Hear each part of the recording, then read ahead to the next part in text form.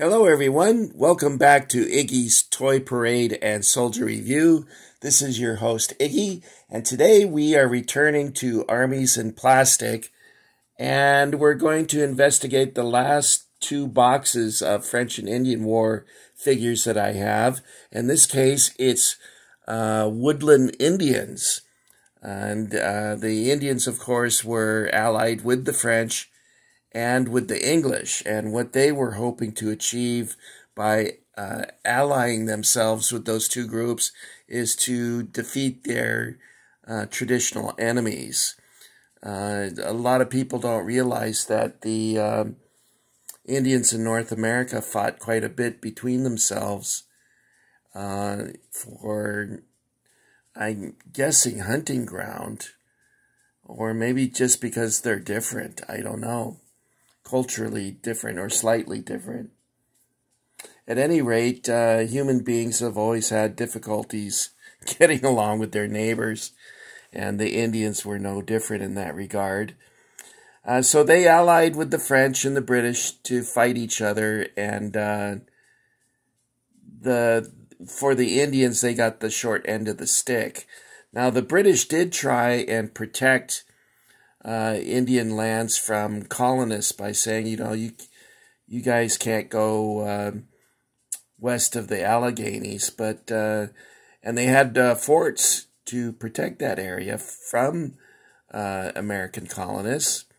But eventually, the numbers of the colonists kept increasing to the point that they were encroaching on the indigenous people's land, to the point where they just couldn't resist it any longer. It became like a tidal wave. Okay, so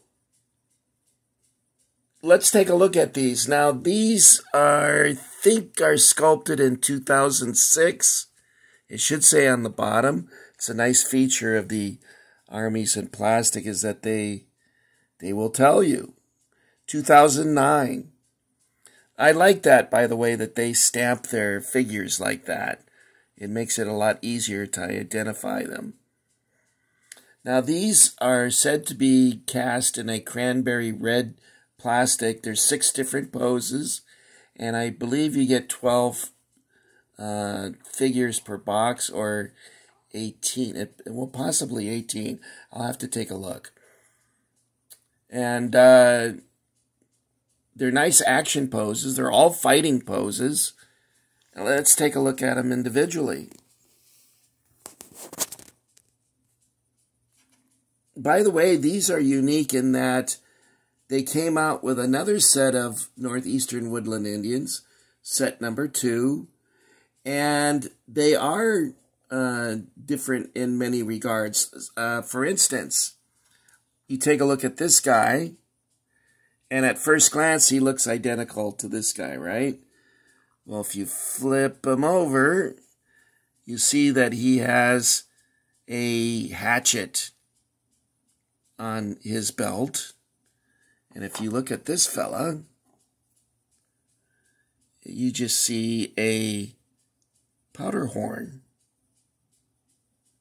So they are different from set to set. And of course, they have the cool-looking Woodland Indians had those cool-looking mohawk type of haircuts. I remember watching Last of the Mohicans, and it was like, for me, it was like watching a scary movie, because it showed them watching Monroe's column leave the fort, and they're all hiding in the woods, and they're going to attack any second, and the tension keeps building, and then they all come out like this guy. And I think I would have crapped my pants if this guy came out running out of the woods.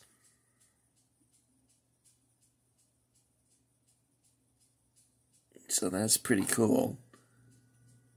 Now this set over here does not have this figure.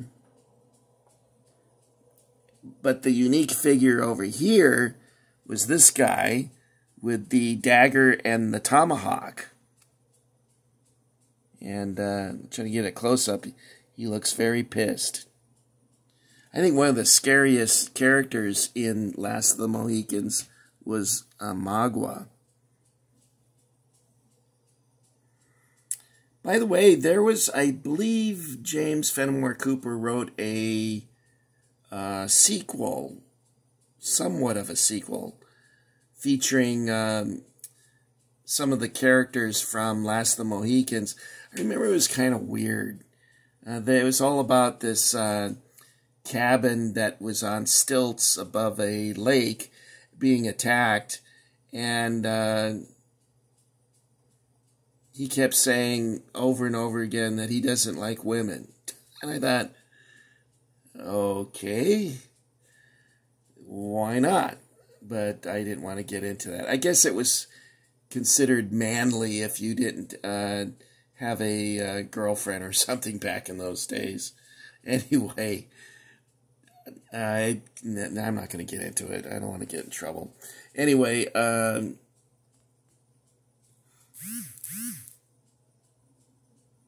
we can see here that here we have one of the fellows.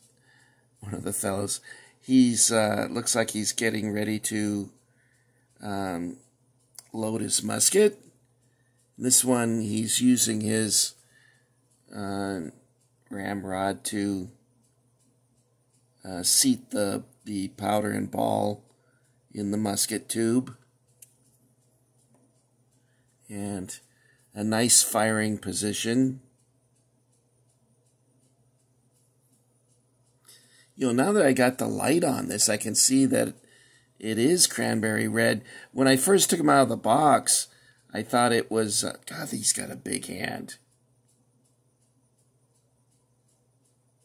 That's a cool pose, though, because they would use signals like that.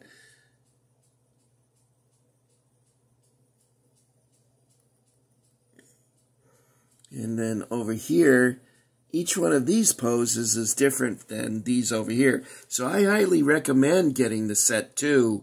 In some of the other figures, you're just looking at the same stuff in a different color.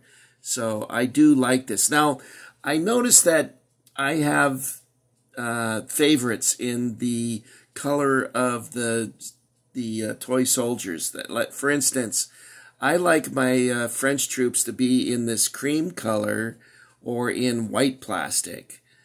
And I also like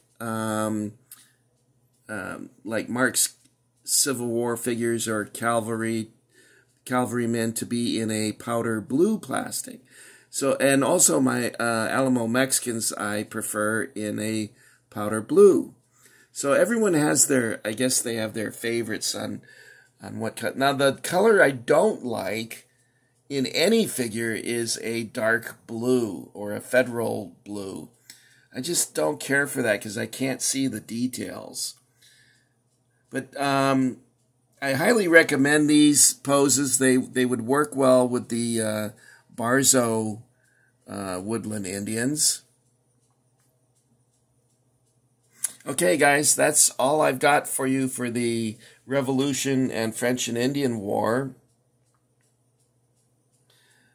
I hope you enjoyed it. If you haven't joined the Iggy Army already, I hope that you enlist soon. And take care of each other and your family. And I'll be seeing you soon in a new video. Good night.